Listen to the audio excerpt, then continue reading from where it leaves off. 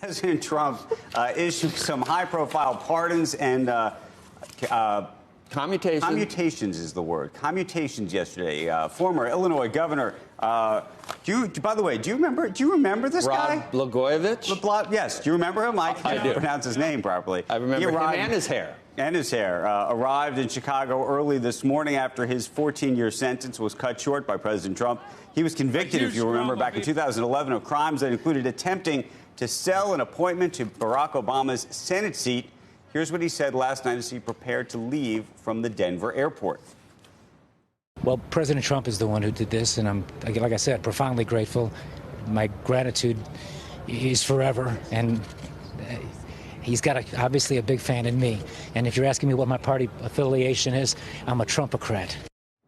And the president also pardoning Michael Milken, the former junk bond king who was the face, in large part, though he wasn't convicted of this, of the insider trading scandals of the 1980s. The president cited, quote, the incredible job that Milken has done supporting cancer research since pleading guilty in 1990 to racketeering and security fraud charges. Those are separate from insider trading charges, which he did not plead guilty to. No. The White House noted some prominent people who supported Milken's pardon. It was a long and bold-faced name list. Sheldon Adelson, Richard Lafrac, perhaps the most interesting, Rudy Giuliani, who was his prosecutor, turning the other side on this one and saying that he deserved the pardon. House Minority Leader Kevin McCarthy, Rupert Murdoch, who's been calling for his pardon for quite some time.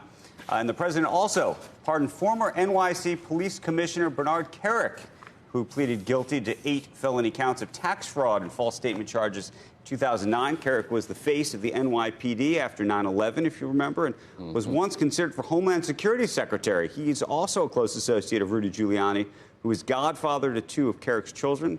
I interviewed Kerik in that special we did on White Collar Crime. We had him on our show. He's been on set a couple times, a few times as well. I mean, I remember really well. I was in the business back then, and I remember there was a stark difference. We're talking about what? Between Martin Siegel and Ivan Boesky and guys that carried around money in suitcases. And I know you think I probably, I do err on the side of, thinking that these guys. I mean, Milken, before Milken, any S&P company that wasn't in like the top 20. Companies couldn't raise any money. I mean, he revolutionized the industry. He was a truly transformative figure. Parking stock, to me, did not seem like it went along with insider trading. And to be thrown in the same, and covered with the same brush as Ivan Boesky and Marty Siegel and these true, Dennis Levine, these true scumbags. And then, since then, he's led an exemplary life in terms of cancer research and everything else. So I would have written a letter for this, too. But what is weird, I thought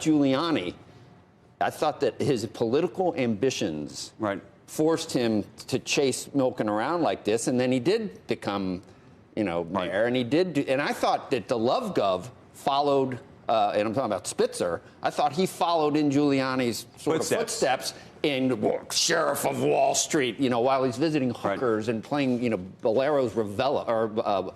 Whatever the name of it. Well, he asked for that music down at the Mayflower. Remember that? But by the way, let me quickly get off that topic. I went back to read what your paper, Andrew, had written up because we were wondering how much time Milken ultimately served in jail. 2 years. About 2 years. Yep. But he was sentenced for 10. He was sentenced to 10. Sentenced to 10 at the time. Part of what it appeared to be the case was that he didn't cooperate to the extent that Boesky did even, and I think he was fined $600 million as well. Parking stock. And that was another thing. He was one of the first guys that made like $500 million in a year. And that, was a Blago is an interesting case because he's on tape saying, hey, this is a really great Senate seat if you want to. I mean, and that was not the first time that he was selling something like that. He was an interesting character. Milken he's still banned from the industry. Yeah. Though, right? It doesn't pardon that. So that's actually interesting. I believe if he wanted to go back into the industry now, given the pardon, so it effectively does erase the record, even though we can talk about what still happened. It still happened.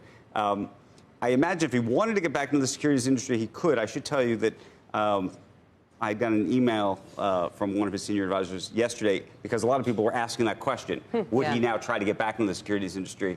And the answer was this is the furthest thing from his mind. Look, to his credit, he has done remarkable things in this world over the past 25 years for cancer research. In fact, that's, by the way, the relationship that he had with Giuliani was actually, if you remember, Rudy had prostate cancer, and actually they got in touch. It was that's when the relationship or friendship emerged actually then. Yep. But look, he changed the world economically in terms of getting people access to loans that otherwise never would have, and creating an entire industry that was very positive in many ways. At the time, that there were also problems with that industry at that time as well. There would be no private equity industry without him.